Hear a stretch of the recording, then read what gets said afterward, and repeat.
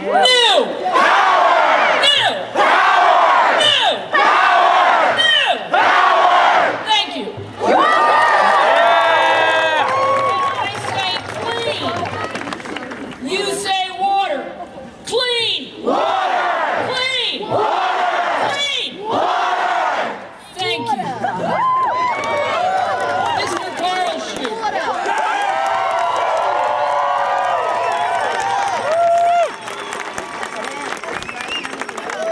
What a crowd. Thank you all for coming down today. Hey, thank you, Sue, for introducing me. But hey, like I say, my name is Carl Shue, and I'm from southeastern Kentucky. And if I can, I'd like to just bore you a little bit with a little bit of my history. Like Sue said, I'm a former Marine.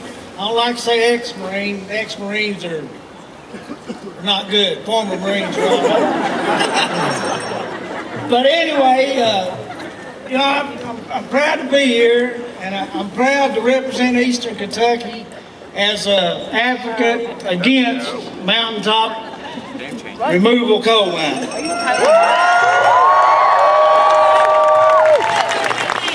You know, I came back from the war in Vietnam, and as most Eastern Kentuckians, I went into coal mines like most Eastern Kentuckians do. I come from a long line of Appalachians that's been in the coal mines. My grandfather, my father, myself,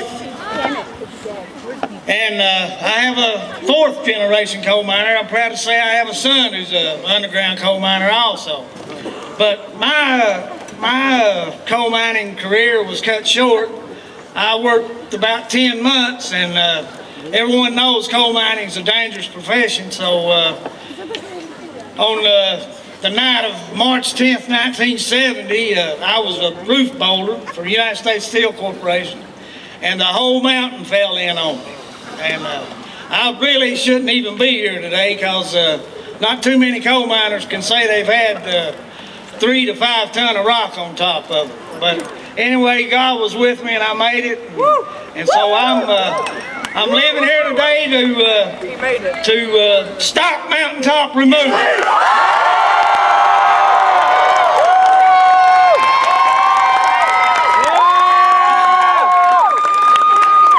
You know, enough about me there then, and you know, going on with I'll try to say a few things here.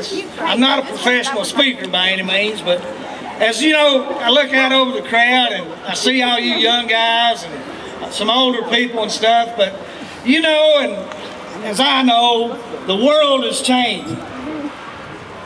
And it's changing in central Kentucky, western Kentucky, eastern Kentucky. Especially eastern Kentucky, it's changing big time. Because the coal market, it's going down, and they've done a tremendous amount of damage to eastern Kentucky. But I believe that we as young, older people, all of us, you people here, people throughout the state, we can create new jobs and have a safe energy, and we can live in healthy communities.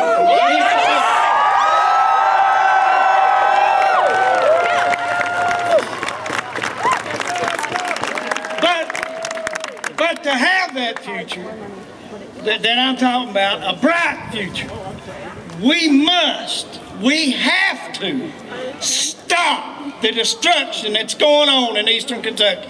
We must stop mountaintop removal today!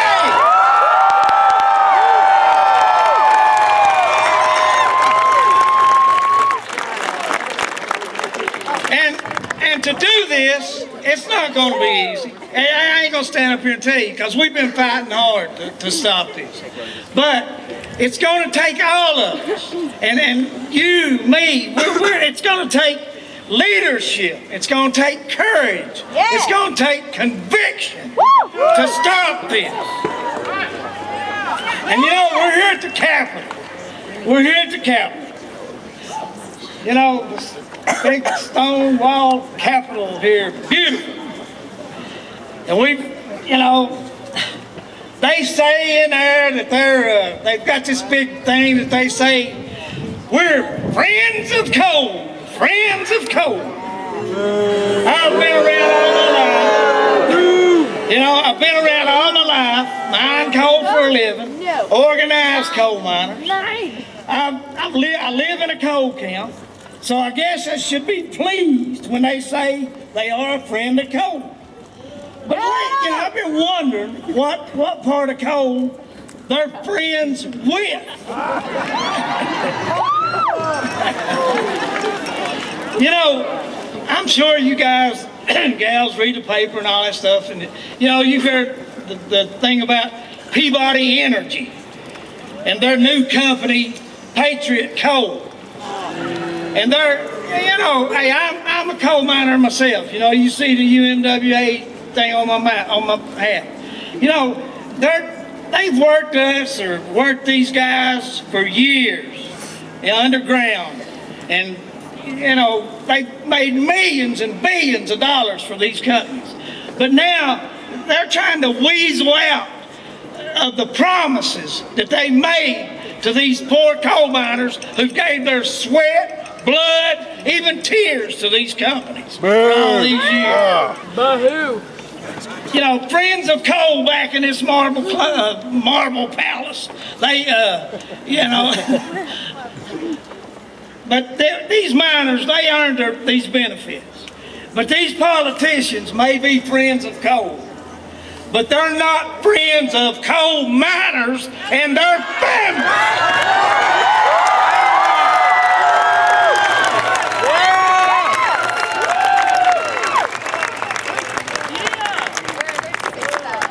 These miners and families are being robbed of their retirement and their medical benefits that were promised to them for the rest of their life once they retired from the country. My friend, I got a friend, he's a very KFTC member, Truman Hurt. He spent last week struggling for his breath, hooked up to a hospital ventilator, like thousands of others. He suffers from black lung, caused by working in underground mines filled with coal dust. Today, the number of severe black lung cases is on the rise again, affecting workers on strip mines and below ground. And yet, Kentucky Congressman Hal Rogers has led efforts in Congress to block new rules designed to protect miners from this awful disease. The congressman may be a friend of coal corporations, but he's no friend of coal miners who have to breathe hazardous air every day they work.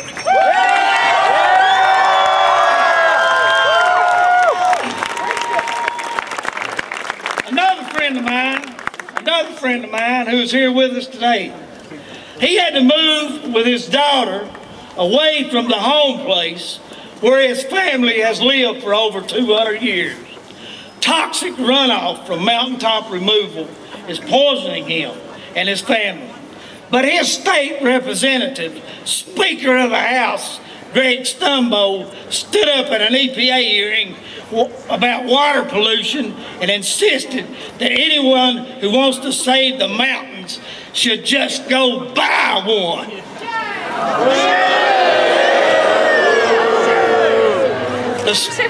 The Speaker may be a friend of coal companies, but he's not a friend of coal-filled families threatened by mining mountaintop removal mining.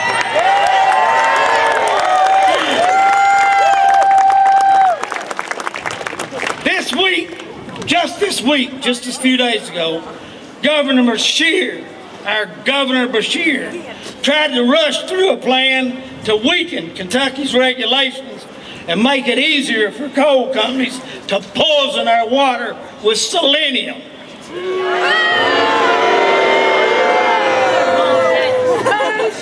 Coal-field residents already suffer high rates of cancer and birth defects, and the governor wants to make it easier for coal companies to pollute.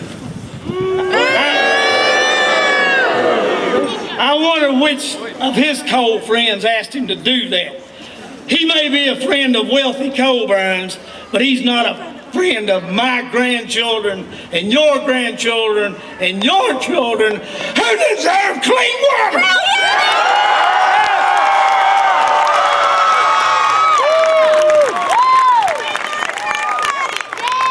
And when you ask a state representative in Harlan County to help stop a proposed mine that threatened the water supply for the city of Lynch, he looked at us and said, excuse me, I'm about to lose my voice. He looked at us and said he didn't care what happened to that community. Since there were so few votes down there in that end of the county, it didn't matter to him that we couldn't elect him or not elect him. So some of our Eastern Kentucky legislators may be friends of jack coal companies, but they sure aren't friends of coal field communities.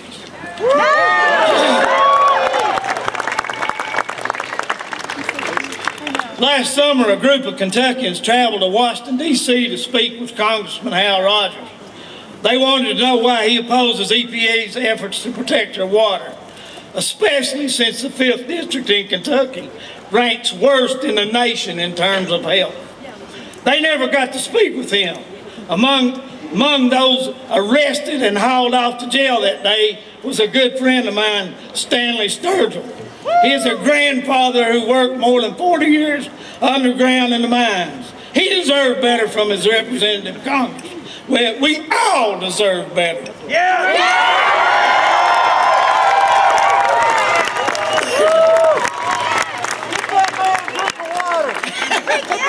Clean water. Woo! That's good water.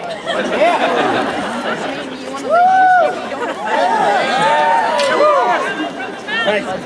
Woo! Kentucky needs a lot more leaders like her. Who are less worried about being friends of coal and more determined to be friends of miners and mountains. We need leaders who are friends of retired miners and miners' widows, friends of coal field communities and coal field families, friends of coal country children and coal county workers. We need leaders who are worried about our children's future instead of their next election.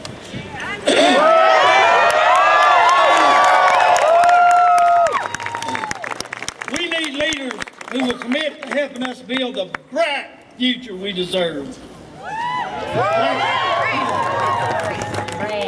Like that state representative said, there are not enough folks in just our little corner of Harlan County for him to carry.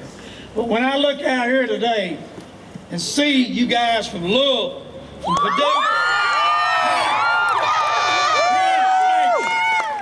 Bowling Green, I probably left somebody out, I'm sorry. But I see votes from every corner of Kentucky. When we put up all this together, maybe we can find some new friends.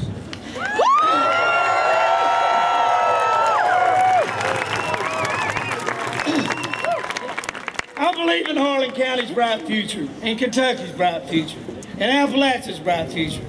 But we must do more than want it. You know, we have to dream it, we have to build it, we have to protect it together. We have to demand it and work for it every day. We have to organize for it, and we have to vote for it.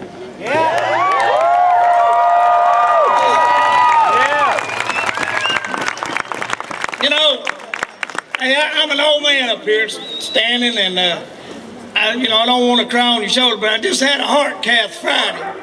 And but I'm an old man, and I look out here and I see you young people and stuff, and hey, I'm ready to do my part, and I hope you're ready to do your part.